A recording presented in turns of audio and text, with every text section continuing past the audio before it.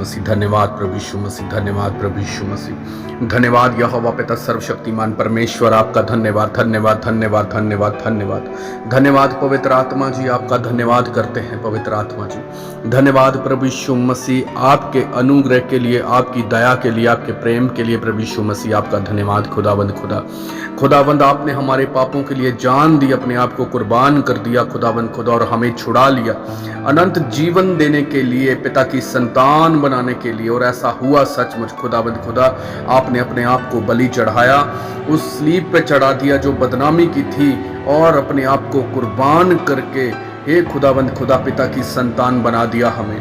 आपने हमें दोजख की आग में से निकाला, उस गहरे मौत की खाई में से, खड्डे में से निकाला, और सचमुच प्रकाश में लाके खड़ा कर दिया, पिता की संतान बनाया और अपनी बॉडी के अंग बनाया। प्रभु यीशु मसीह आपका धन्यवाद करते हैं, आपके अनुग्रह के लिए, आपके प्रेम के लिए खुदावंद खुदा, सचमुच खुदावंद खुदा आपका धन्यवाद है। धन्यवाद करते हैं प्रभु यीशु मसीह, हर एक कोड़े के लिए जो हमारे पापों की खातिर आपने अपनी बॉडी पे सहा, हर जख्म के लिए आपका धन्यवाद प्रभु यीशु मसीह, हर एक मांस के लोथड़े के लिए आपका धन्यवाद जो हमारे पापों की खातिर आपने अपनी बॉडी से छलनी छलान कराया प्रभु यीशु मसीह। धन्यवाद खुदावंद खुदा, आपके कूड़े खाने से ही हम चंगे हो चुके हैं, आपके मार खाने से हमने शिफा पाई है, आपके पाक पवित्र लहू से हम शुद्ध किए जा चुके हैं, और आपके नाम से, यीशु मसीह नाम से हमने उद्धार पाया है। क्योंकि बाइबल का वचन कहता है, जिसकी जुबान से यीशु मसीह नाम निकला और जिसके कानों ने सुना, उन दोनों ने उद्धार पाया। प्रभु यीशु मसीह के नाम में हमने उद्धार पाया है,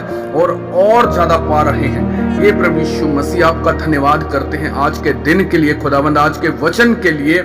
सचमुच जो वचन आपके पवित्र स्थान के बारे में हमें बताता है, परमेश्वर के पवित्र स्थान के बारे में बताता है कि कैसे एक पवित्र स्थान की, परमेश्वर के पवित्र स्थान की महत्वता क्या है। सचमुच उस जगह के जीवन का क्या महत्व है हमारे जीवनों में। जब हम पवित्र स्थान के बारे में सोचते हैं तो सचमुच हमारी आत्मा खिड़ जाती है।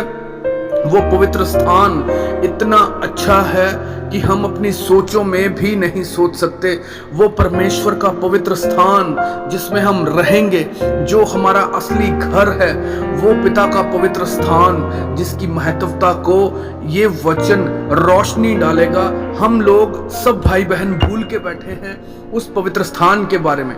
चलिए आइए प्रिय भाई बहनों, आज उस परमेश्वर के पवित्र स्थान के बारे में, वचन के ऊपर बात करते हैं और प्रार्थना करते हैं कि ये पवित्र स्थान हमें मिले, हम भटकने ना पाए इस पवित्र स्थान से। आइए, भजन संहिता 73 उसकी 17 आयत में लिखा, जब तक कि मैंने ईश्वर के पवित्र स्थान में जाकर उन लोगों के परिणाम को ना सोचा।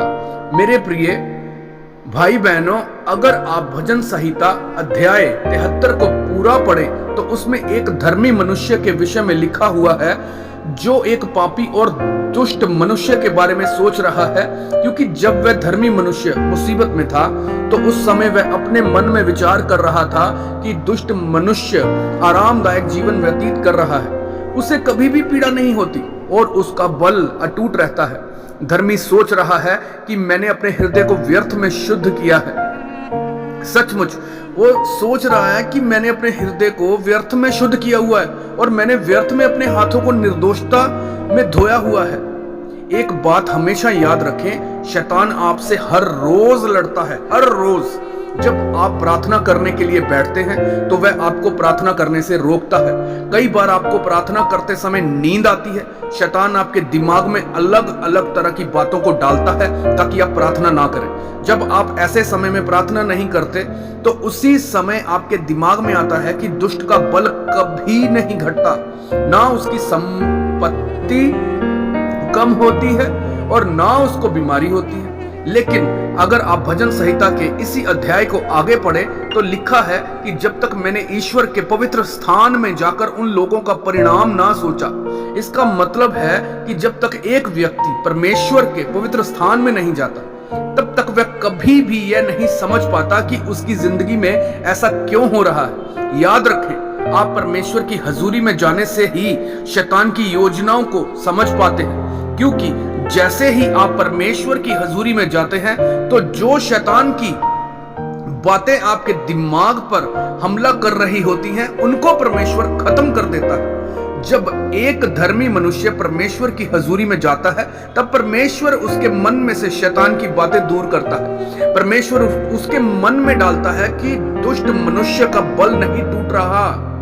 सचमुच परमेश्वर उसके मन में डालता है कि दुष्ट मनुष्य का बल नहीं टूट रहा, वह बीमार नहीं है, लेकिन जब वह नष्ट होगा तो उसको पता नहीं चलेगा।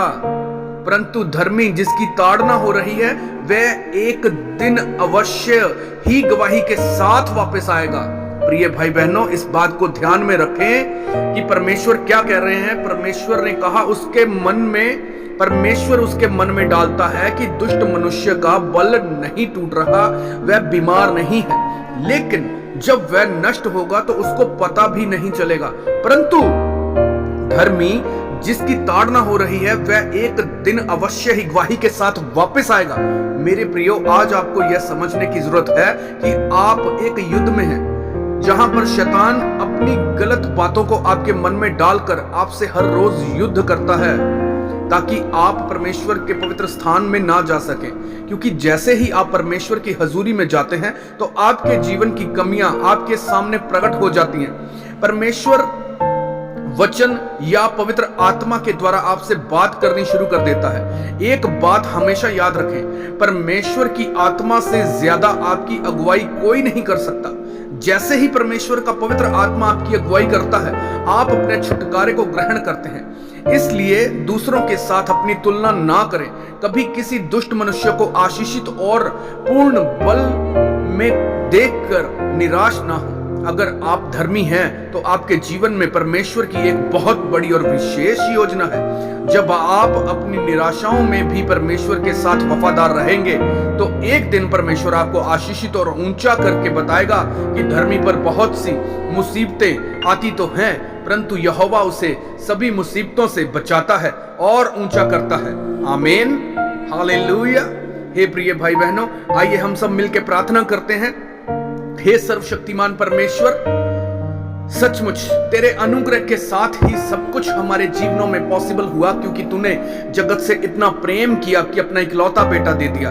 हे सर्वशक्तिमान परमेश्वर, सचमुच तेरे नाम में मैं घोषणा करता हूं कि जो लोग इस वचन को पढ़ें या सुने वे कभी भी पवित्र आत्मा की अगुवाई से, सचमुच वे सभी के सभी पवित्र आत्मा की अगुवाई से चले। आपकी योजना इनके जीवन में पूरी हो सके, आपकी प्लानिंग इनके जीवनों में पूरी हो सके।